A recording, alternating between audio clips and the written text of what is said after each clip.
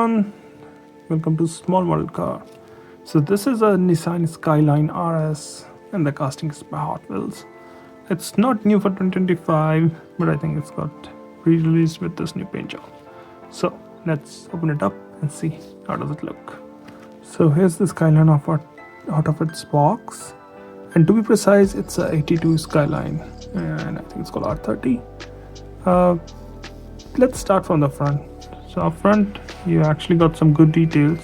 Got these headlamps which you don't normally see on mainline Hot Wheels, but they do it sometimes. You also got the grille. Again, the grille's in detail, but you can see it there. You got the black bumpers. You also got the space for fog lamps and number plate there. You got a lip spoiler down there. Kind of looks good. Now coming to the, well, it's a JDM, so coming to the driver's side, you got those golden wheels. They do look out of place here. That's what I will say. I think anything black or gray or even white or purple would have looked better here, same as the body color, but this is what this is.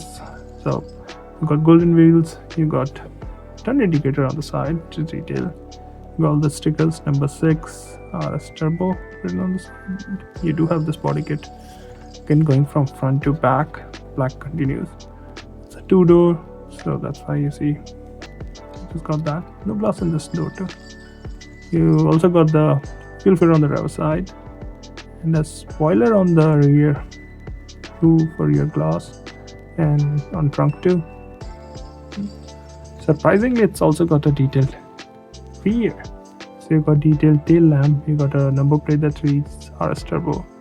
Again, black bumper, twin exhaust, good details on the back. It's actually nicely detailed in the back. Now coming to the passenger side, looks almost identical. The only difference I can see is the fuel filler cap. And if you look, I forgot to mention on before, it does have mud flaps like everywhere. And if you look here, the body kit, the bumper also kind of comes out. Does have a sunroof, I guess, and a antenna in the front. Well, the interior is done in black. If you look closely, you can see the gear lever there, the steering wheel, and the dash. No mirrors on this car though, neither windshield wipers. This is how it looks from the bottom. So overall, well, it's nothing out of the world, but I do like the details in the front and the back, and I think if we can wheel swap this, it will actually look really good.